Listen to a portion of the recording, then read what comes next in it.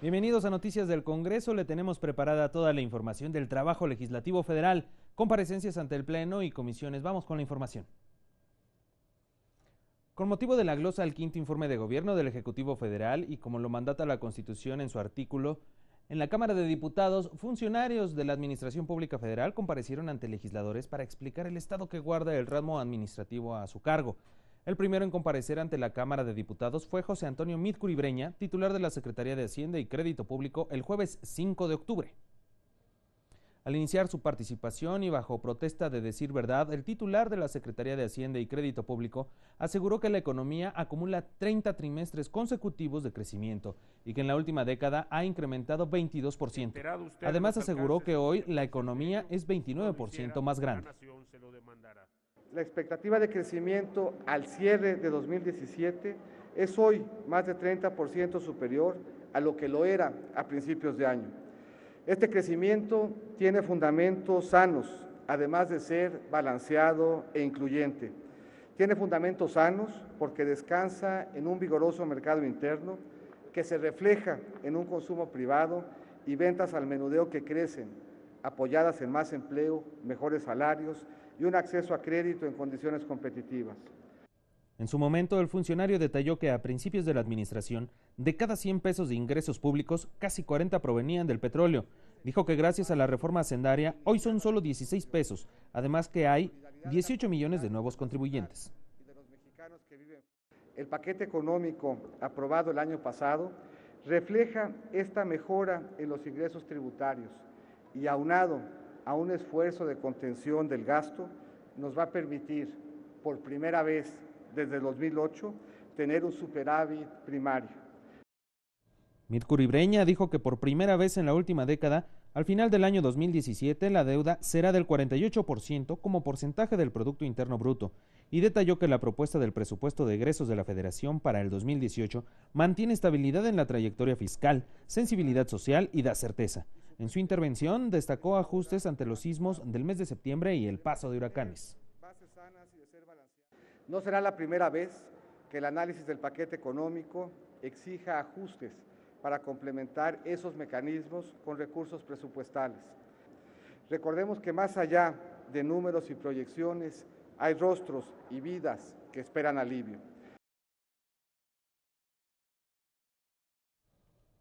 Ya en la ronda de posicionamientos, el grupo parlamentario del Partido Encuentro Social hizo énfasis en la necesidad de atender las necesidades de la población afectada por los fenómenos naturales registrados en el país, sin olvidar el Plan Nacional de Desarrollo, y cuestionó sobre el monto de endeudamiento. Se está solicitando un monto de endeudamiento interno neto del gobierno federal hasta por 470 mil millones de pesos y un techo de endeudamiento externo de hasta 5.5 mil millones de dólares. Es prudente clarificar en qué se utilizarán los recursos de deuda en el ejercicio que concluye, así como en qué se utilizarán en el siguiente ejercicio fiscal. La fracción de Nueva Alianza dijo que la recaudación tributaria creció a una tasa anual de 1.4% en términos reales, es decir, el menor incremento registrado desde 2013. Reiteró que se vigilará de cerca las negociaciones del Telecán y lamentó que el presupuesto para ciencia y tecnología no alcance el 1% del PIB para apoyar a los jóvenes Dreamers que regresen a México derivado de la eliminación de la ley DACA. Siendo el sector de la ciencia y la tecnología uno de los principales en donde se desempeñan los Dreamers en la actualidad y con un presupuesto que no responde a los retos del sector, nos preguntamos cómo vamos a integrarlos a nuestra economía. La fracción del partido Movimiento Ciudadano habló de la necesidad de una reingeniería del gasto público nacional que evite sobreejercicios presupuestales y derroche de recursos en publicidad gubernamental, así como la creación del Fondo de Reconstrucción Nacional autónomo y transparente. ¿Qué garantías tenemos los mexicanos de que este dinero va a llegar efectivamente a quienes lo necesitan? ¿Qué garantías tenemos de que no será utilizado de manera discrecional desde su programación hasta su ejecución? ¿Qué garantías tenemos de que, a diferencia de otros ajustes presupuestales, este dinero no terminará reasignado unilateralmente por el gobierno federal en rubros como la publicidad gubernamental, las dádivas o, peor aún, la compra de conciencias? La fracción del Partido Verde Ecologista de México reconoció el crecimiento en las exportaciones, el empleo y la economía familiar y aseguró que la estabilidad económica de nuestro país no está comprometida, está asegurada a largo plazo. Hoy los ingresos no son petroleros, hoy los ingresos dependen de la recaudación fiscal que viene de una reforma que por gran mayoría se votó acá y que ha cambiado el rostro financiero de este país. ¿Para qué? Para dar certeza al extranjero y la inversión directa sigue llegando, para dar certeza al consumo interno y este viene creciendo. El grupo parlamentario de Morena explicó que el déficit va vinculado a la deuda pública, por lo que hizo un llamado al endeudamiento nacional e hizo un recuento de cifras. 2016 se autorizó una deuda por 1.532.000 pesos. 2015 se ejerció una deuda de 1.200.000 millones de pesos. 2014 una deuda de 1 billón de pesos. Esto está fondeando el supuesto crecimiento que tenemos. Tenemos una deuda acumulada de requerimiento fiscal de la Federación de 10 billones de pesos. ¿Eso es crecimiento? Estamos creciendo con deuda. En su oportunidad, el grupo parlamentario del PRD reiteró que se incrementó del 37 al 50% del Producto Interno Bruto, mientras que el crecimiento económico alcanzó apenas el 3%, por lo que se dio a conocer la propuesta de la fracción en beneficio de los damnificados de sismos y huracanes. ¿Qué propone el PRD? Que en vez de dejarle un monto discrecional al gobierno, el margen financiero sea aprovechado para atender a los millones de damnificados. Es decir, autorizar ese endeudamiento, pero direccionarlo hacia la reconstrucción y que al mismo tiempo se acuerde un mandato de mediano plazo para que la deuda sea transparente y dejen de existir manejos contables ficticios. La fracción del grupo parlamentario del PAN reiteró la necesidad de crear un Fondo Nacional de Reconstrucción y aunque reconoció el superávit primario y que las calificadoras regresarán a México, enlistó los temas de preocupación para la fracción. Pero nos preocupa que siga avanzando la desigualdad, que siga subiendo el precio de las gasolinas, que han generado tanta inflación y que a la gente ya no le alcance para nada. Nos preocupa que siga aumentando las tasas de intereses, haciendo muy caro el apalancamiento financiero para cualquier emprendedor. Nos preocupa que siga la corrupción y la impunidad. Finalmente, la fracción del grupo parlamentario del PRI refirió que a la par de la estabilidad macroeconómica, los principales indicadores de sensibilidad en materia de marginación y de pobreza han cambiado en México. Hoy en México tenemos 2.2 millones menos de pobres extremos. Hoy el sector obrero, los trabajadores reciben un salario real mayor en 11% al que recibimos al principio del sexenio. Esto es más dinero en el bolsillo de los trabajadores. Hoy las tarifas telefónicas han bajado 40% y la luz para los hogares de bajos ingresos también son menores.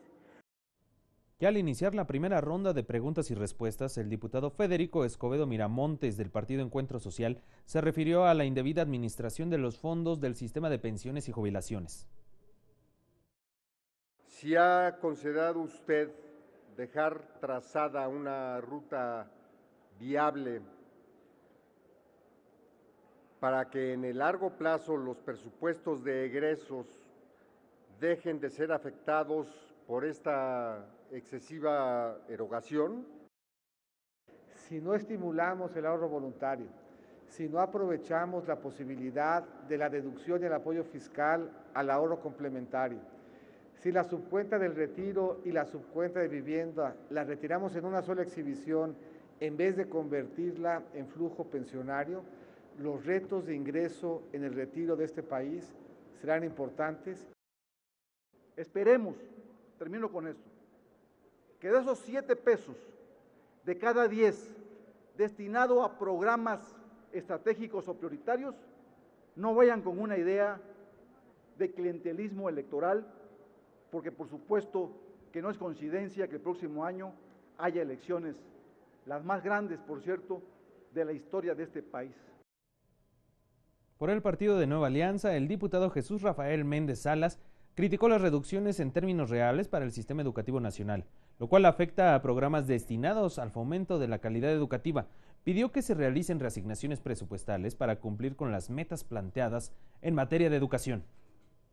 Muy buenos días. En materia de educación, para 2018 se están recortando recursos presupuestales del orden del 1.8% al ramo 11. Al revisar las asignaciones para el ramo educativo, observamos reducciones en términos reales en programas como escuela de tiempo completo. Más allá del análisis de cada una de las asignaciones presupuestales y la dinámica específica de cada rubro, cuando vemos el sector educativo en su conjunto, los avances son importantes. Esta es una administración que no solamente ha invertido más en educación, sino que ha venido haciendo reformas que permiten que la educación sea fuente de futuro. Derivado de los recientes sismos, el trabajo debe redoblarse para garantizar eficiencia en los procesos de enseñanza-aprendizaje con el objetivo de alcanzar la calidad educativa. La diputada María Elena Orantes López de Movimiento Ciudadano manifestó su preocupación por la administración y destino de los recursos para la reconstrucción para las localidades afectadas en todo el país por los sismos del 7 y 19 de septiembre del presente año. Los afectados, secretario, quieren preguntarle cómo y cuándo llegarán los recursos. Agradecen los apoyos humanitarios por los pasados sismos vividos el 7 y el 19 de septiembre, pero quieren nuevamente reintegrarse a la armonía de una familia y de un hogar. El 100% de los recursos del país se pueden usar para la reconstrucción. Se afectan el drenaje, el agua, electricidad y la vivienda. Para eso son los recursos del país. Y en la emergencia se da flexibilidad adicional para restablecer las vías de comunicación si ellos ocupara. Reconocemos este esfuerzo que se hace a través del FONDEN, del FOPREDEN, y creemos que esa sensibilidad política se llevará a cabo en este Congreso de la Unión con mis compañeras y compañeros para darle forma y para darle fondo a estos proyectos y la prevención pueda ser hoy una realidad. La diputada Adriana Sarur Torre del Partido Verde Ecologista de México reconoció los logros hacendarios en el sexenio como el incremento en la base tributaria, pero manifestó su preocupación por los riesgos que representa la volatilidad en el tipo de cambio que se registra ya desde hace varios meses.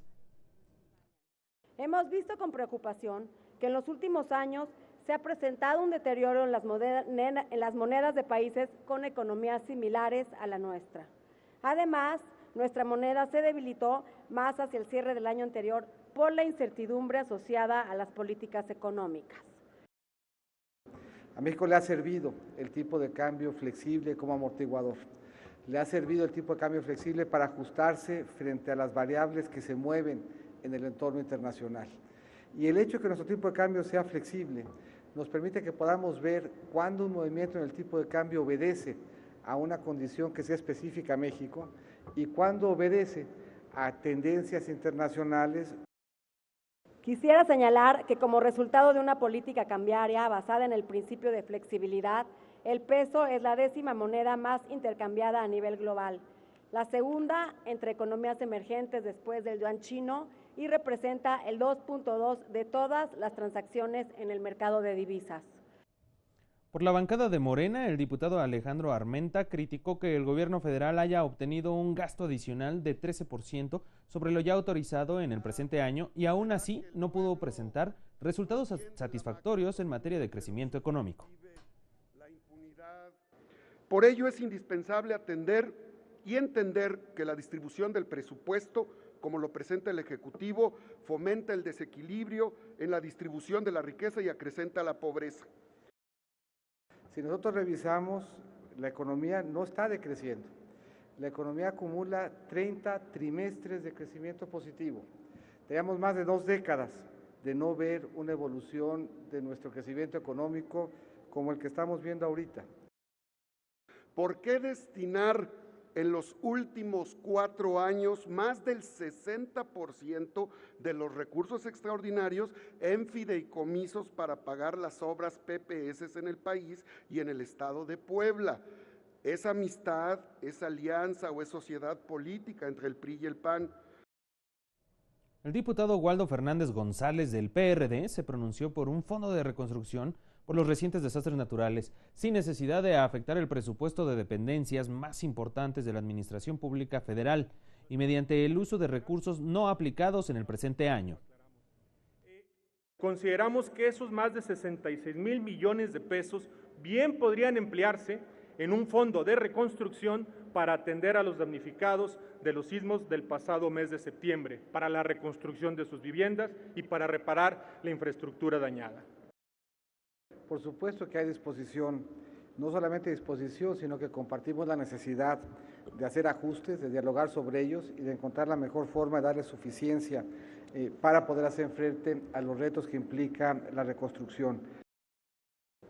Señor secretario, tenemos una oportunidad ética, moral y de generar valores con un proceso de reconstrucción derivado de un fenómeno natural ajeno a nosotros. Pero no hagamos que este proceso de reconstrucción solamente sea un proceso de reconstrucción en materia de infraestructura. Por Acción Nacional, el diputado Herminio Corral afirmó que fue una simulación el ajuste planteado por la Secretaría de Hacienda en los proyectos de gasto en 2015 y en 2016, pues la inversión pública disminuyó en estos ejercicios fiscales. Nos queda claro que este gobierno en realidad no se ajusta el cinturón. Por el contrario, gasta más y, por cierto, gasta muy mal. Mis preguntas, señor secretario, serían, primero, ¿podría usted explicarnos por qué si los registros al gasto indican que este aumentó en 2015 y 2016, la inversión pública disminuyó entre 11.8 y 9% respectivamente? El gobierno federal nunca gasta un ingreso por arriba del que le fue autorizado. Hay básicamente 3 conceptos de ingresos con destino específico que durante el año van evolucionando. Y esos 3 conceptos explican que el gasto presupuestado y el gasto ejercido sean distintos.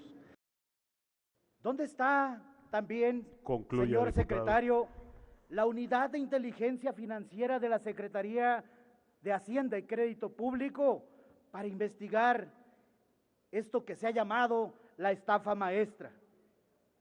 Por cierto, en su cuarto informe, reporta diputado, 0 células del crimen organizado desarticuladas. Por el PRI, el diputado Baltasar Hinojosa se refirió a los esfuerzos de las autoridades hacendarias para lograr la consolidación fiscal y destacó que la deuda bien aplicada es una herramienta esencial para el desarrollo de la nación y el crecimiento de México.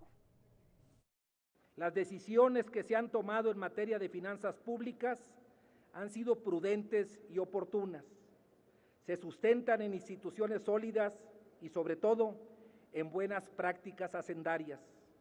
Con ello, se ha abierto el horizonte del país a pesar de las turbulencias. Y lo que hoy vemos y reconocen las calificadoras es que México tiene buen nombre y buen crédito. Eso acredita una buena conducción del presidente de la República. Esto quiere decir que las agencias calificadoras recomiendan invertir en México porque existe un menor nivel de riesgo para los inversionistas y esta distinción nos posiciona favorablemente frente a otras economías emergentes como India y Turquía. Al concluir la lista de oradores, el presidente de la mesa directiva, el diputado Jorge Carlos Ramírez Marín, dio por terminada la comparecencia del secretario de Hacienda y Crédito Público ante el Pleno de San Lázaro. Esta comparecencia tuvo una duración de 6 horas 37 minutos, con un total de 50 intervenciones por parte de los diputados y 26 intervenciones por parte del señor secretario. Como se ha dicho aquí, una vez más se ha cumplido el ejercicio republicano, que el Poder Legislativo pregunta y el Poder Ejecutivo responde. Así se dio la comparecencia del secretario de Hacienda ante el Pleno de la Cámara de Diputados. También acudió al Pleno del Senado de la República. Más comparecencias en diputados se lo platicamos después del corte. No le cambie.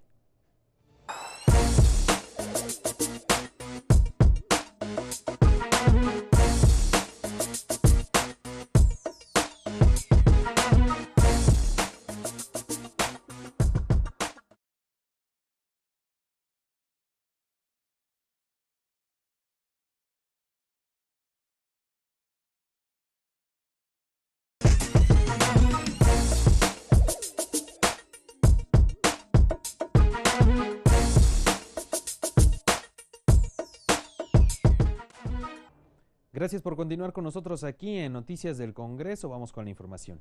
Con base en el acuerdo de la Junta de Coordinación Política, se avaló que el 8 de noviembre del 2017 compareciera el secretario de Medio Ambiente y Recursos Naturales, Rafael Paquiano Alamán, ante Comisiones Unidas del Ramo.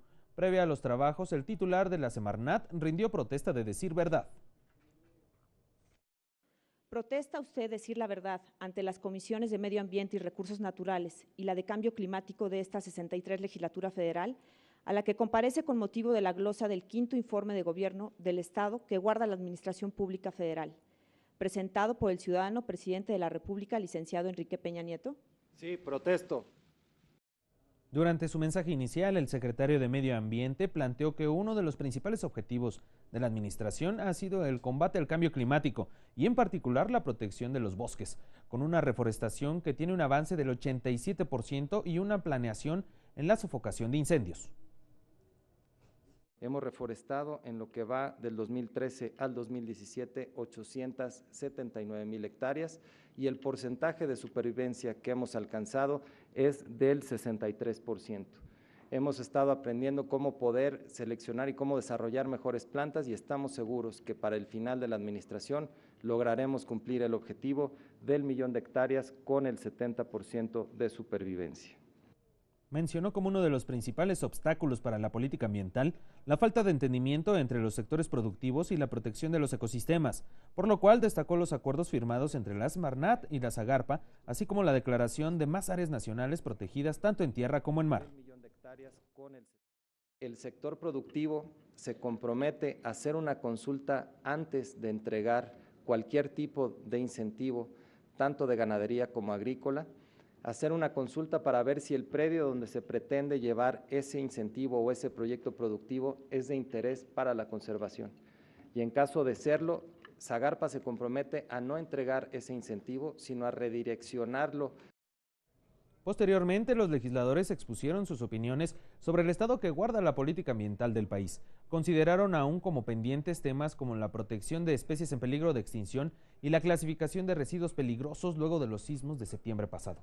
Además, pidieron una explicación de las medidas tomadas por la dependencia sobre el impacto por la construcción del nuevo aeropuerto internacional de la Ciudad de México y los trabajos de cooperación con la Gendarmería Ambiental.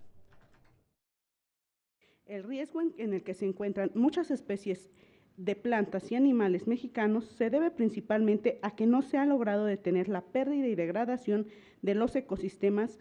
Sin embargo, también se reconocen otras amenazas como la sobreexplotación, la presencia de especies invasoras, la contaminación, la construcción de infraestructura. A pesar de las medidas tomadas, se requiere una ardua catalogación en el tipo de residuos que llegan a estos confinamientos, pues debido a la naturaleza tóxica de algunos, se deben manejar y disponer bajo medidas y protocolos especiales. ¿Nos podría usted decir en qué consistieron las acciones que llevó a cabo la Secretaría? Pero también desde la Administración Pública Federal se está atentando contra el ambiente y esto es aún más preocupante. Casos emblemáticos son los del río Sonora y la aprobación de la manifestación de impacto ambiental para la construcción del nuevo aeropuerto de la Ciudad de México. En las negociaciones del Tratado de Libre Comercio, poco o nada se ha hablado sobre las implicaciones que tendrá la renegociación del tratado en materia ambiental. He sostenido en diversos foros, entrevistas y reuniones de trabajo que la comitiva mexicana debe cerrar filas en las negociaciones del Tratado de Libre Comercio en cuanto al tema ambiental. La Secretaría a su cargo carece de medidas específicas efectivas para mitigar y preservar el avance de la contaminación del aire. ¿Qué medidas se han tomado desde entonces para evitar que la calidad del aire empeore? Para nosotros sería muy importante ver qué más está haciendo la Secretaría del Medio Ambiente para combatir estas actividades en las áreas naturales protegidas. Como usted sabe, en nuestro estado, yo soy del Estado de México, en el Nevado de Toluca y otras áreas protegidas, nos gustaría que usted nos ampliara un poquito más, señor secretario, qué es lo que están haciendo. El secretario de Medio Ambiente, Rafael Paquiano Alamán, dio respuestas a los cuestionamientos de los legisladores. Por principio, se refirió a la insistencia de la dependencia en difundir cuáles son las reglas para las actividades en las áreas nacionales protegidas, para lo cual señaló a la Gendarmería Ambiental como un elemento para cumplir esta tarea. Por eso también hemos insistido en publicar el mayor número de programas de manejo para garantizar que estén claras las reglas de qué se puede y qué no se puede hacer en nuestras áreas naturales protegidas, y por eso también creamos y le apostamos a un nuevo cuerpo de seguridad que vigile que ese patrimonio natural de los mexicanos se cuide, y por eso ahí está la Gendarmería Ambiental. El funcionario precisó que trabaja en coordinación con la Secretaría de Economía a fin de salvaguardar los ecosistemas nacionales en el marco de la renegociación del TLCAN. Que la Secretaría de Medio Ambiente ha estado trabajando de la mano de la Secretaría de Economía para poder asesorarla en las negociaciones que tengan que ver con el capítulo ambiental del TLC. También hemos trabajado de manera conjunta con el gobierno canadiense, con quien tenemos muchas coincidencias en la importancia de cuidar nuestra biodiversidad.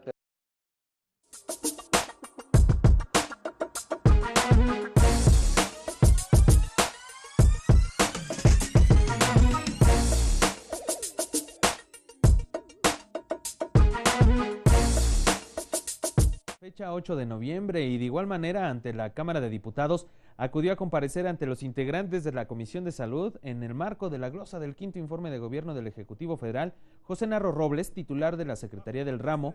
Previo a iniciar su participación, rindió protesta de decir verdad. ¿Protesta usted decir verdad ante esta Comisión de Salud, a la que comparece con motivo de la glosa del quinto informe de gobierno de este Estado que guarda la Administración Pública Federal, presentado por el ciudadano presidente de la República? Sí, protesto. ¿Enterado usted de los alcances y consecuencias de ello, si así no lo hiciere, que la nación se lo demande? El secretario de Salud, José Narro Robles, inició su intervención destacando que se ha elevado la infraestructura para la atención de la salud y que en la actualidad se atiende a 1,5 millones de personas, 10,000 cirugías al día y más de 4,000 nacimientos. Explicó además que la mortalidad infantil ha disminuido en un 9%, la muerte materna 21% y las cifras de transmisión del VIH de madre a hijo también son menores en un 43%. Sin embargo, enumeró una serie de desafíos a los que aún se requiere poner énfasis. Y a quienes hoy están aquí. Sobrepeso y obesidad, diabetes e insuficiencia renal, enfermedades del corazón, cáncer, salud mental, adicciones y, por supuesto, no quitar el dedo del renglón, porque debemos eliminar el embarazo en niñas. Narro Robles señaló que se debe fortalecer el sistema de salud y utilizar adecuadamente los recursos en un esquema de rendición de cuentas. Aseveró que la principal preocupación de la Secretaría son los altos números de defunciones por diabetes y cáncer.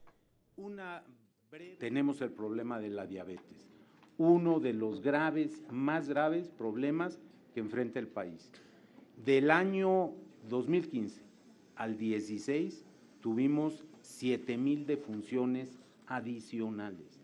Es sin duda la patología que más está incrementando en el número de defunciones y una de las que causa años de vida perdidos y calidad de vida perdido. Está el problema del cáncer, un problema que en todos los grupos, en todos los sectores, en los grupos de edad, en las mujeres, en los varones, en las niñas, niños y jóvenes, y también en nuestra población adulta, genera muerte y frente a la que tenemos que redoblar los esfuerzos. Luego de la intervención del secretario de Salud, los grupos parlamentarios procedieron a la ronda de intervenciones en las que realizaron cuestionamientos que fueron desde el embarazo en adolescentes, el seguro popular, las políticas públicas y el desvío de recursos. Queremos preguntarle a usted, ¿cuál ha sido el presupuesto y el incremento respectivo asignado a programas de prevención, promoción y fomento de la salud, especialmente en materia de vacunación? A pesar de los recursos invertidos, no ha disminuido la tasa de embarazos en estos grupos de esta edad.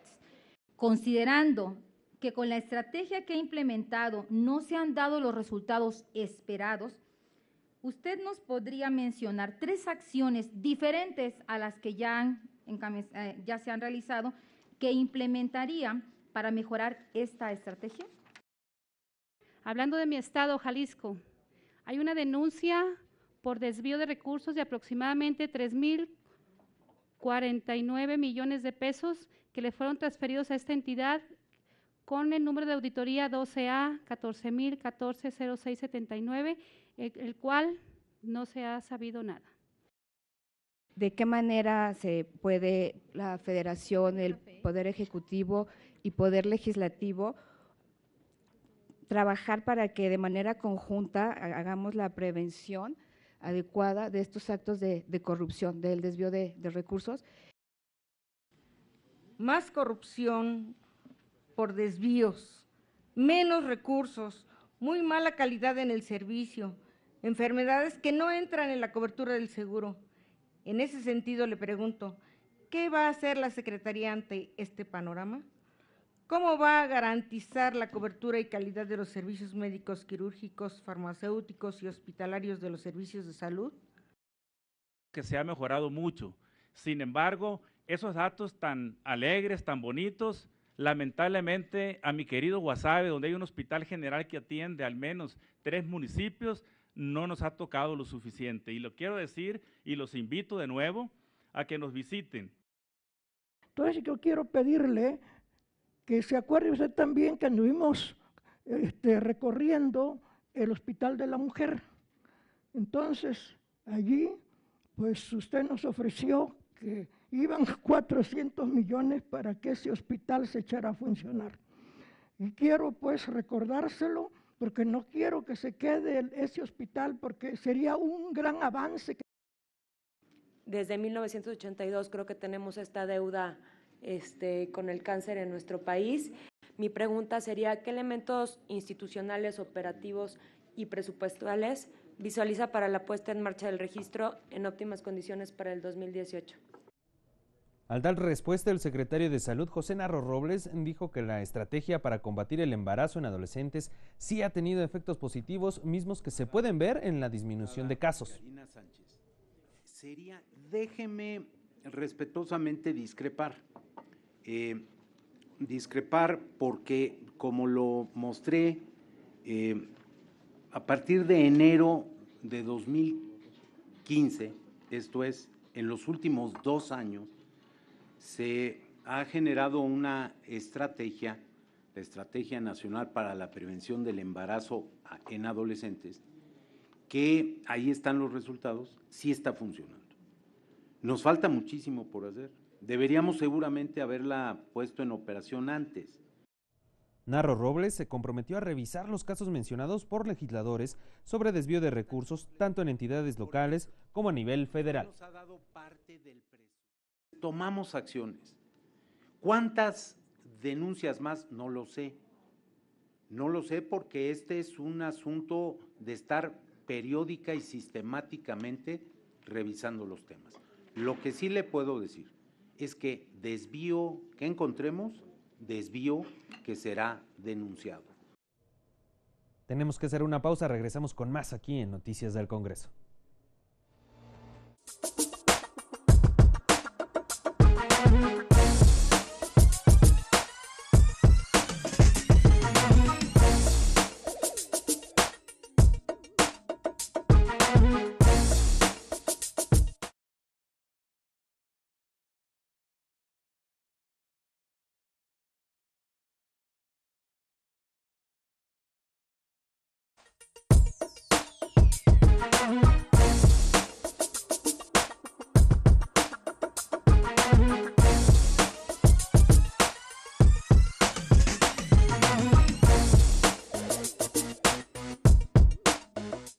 regreso a Noticias del Congreso, aún tenemos mucha más información.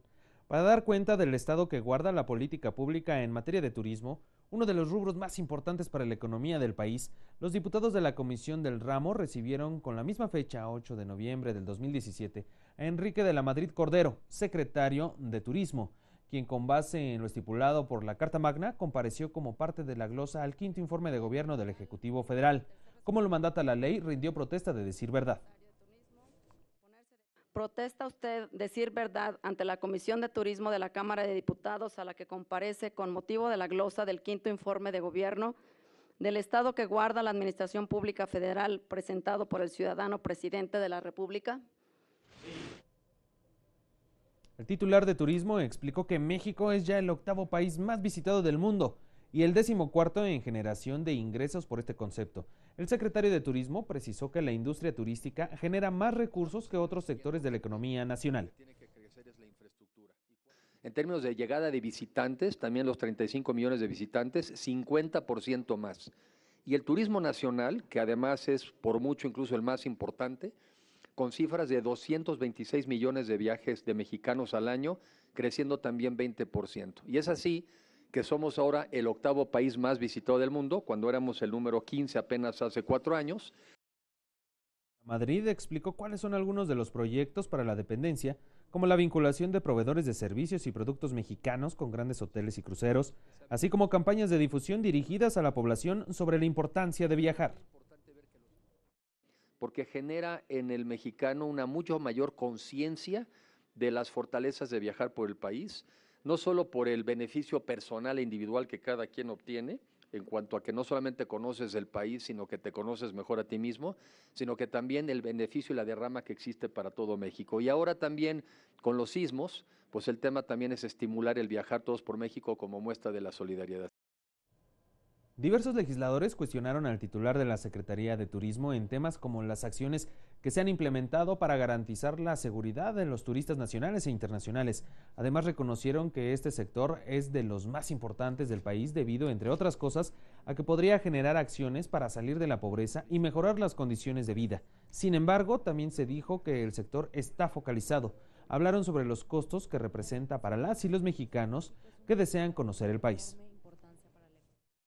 Si nuestros propios ciudadanos no se sienten seguros al caminar en las calles, ¿qué podemos esperar de los turistas que vienen a conocer nuestro hermoso estado?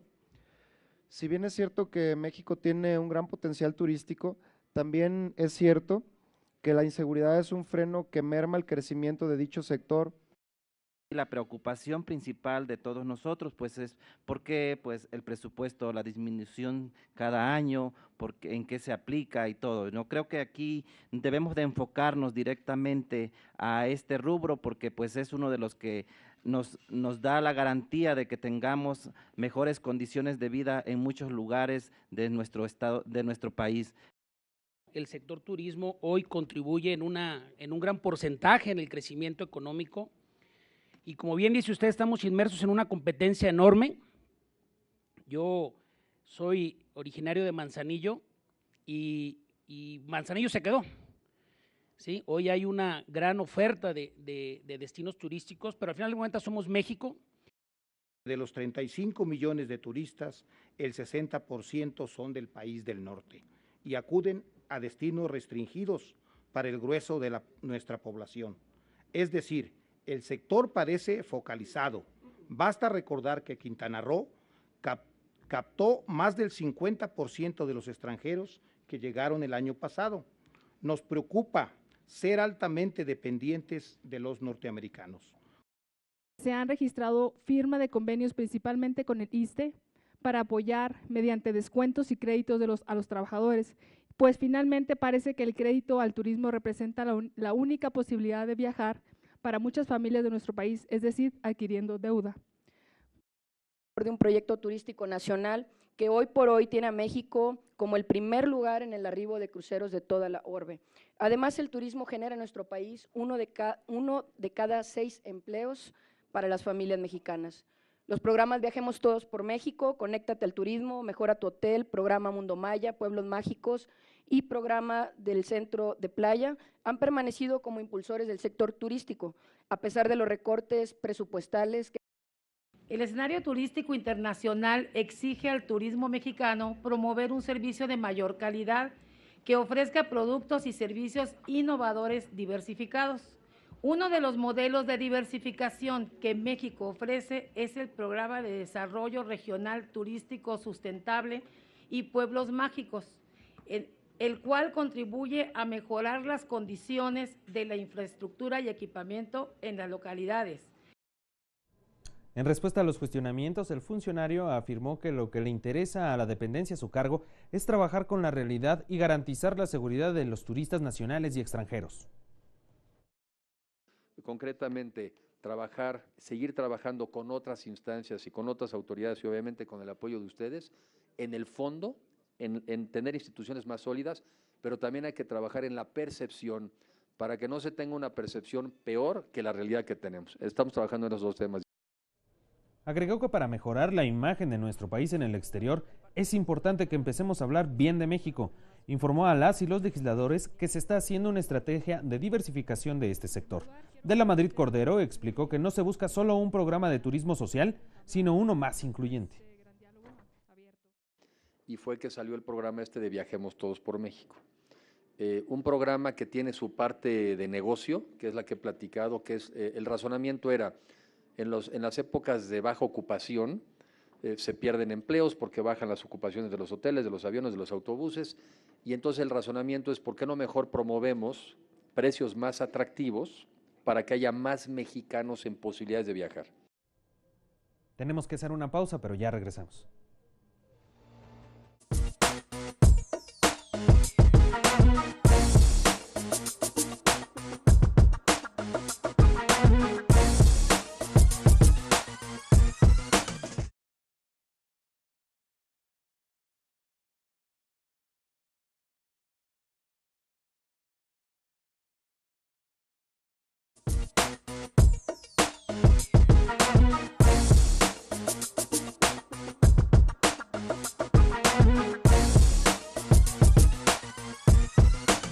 De regreso en Noticias del Congreso, vamos con el trabajo en la Cámara de Diputados.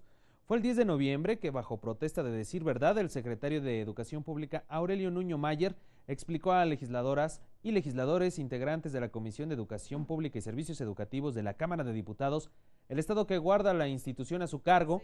Previo a esta tarea, rindió protesta de decir verdad ante diputadas y diputados.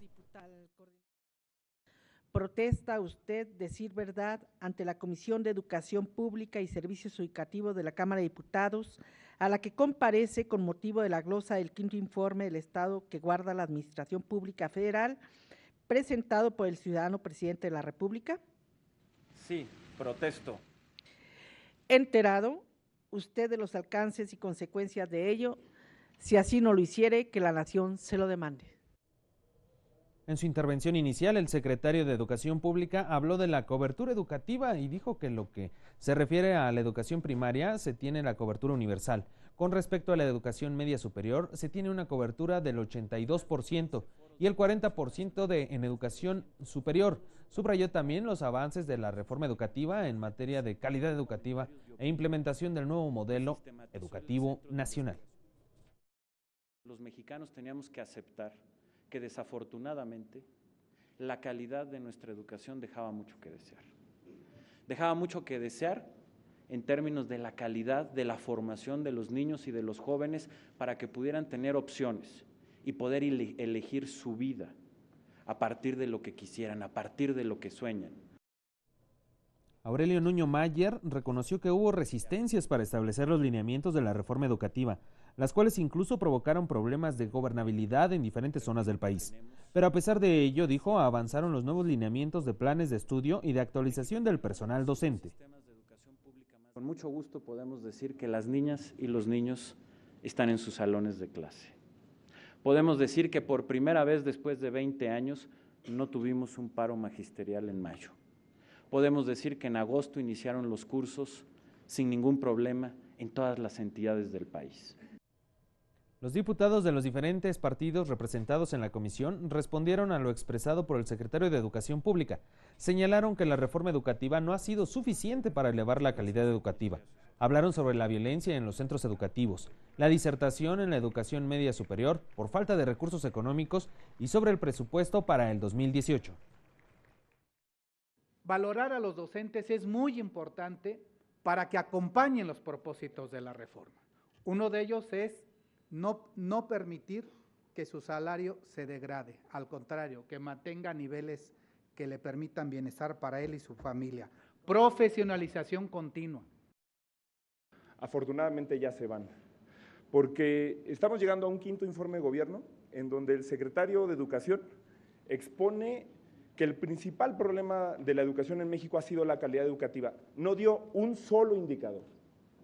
En sus 15 minutos de participación, un solo indicador de cómo mejoró este gobierno la calidad educativa.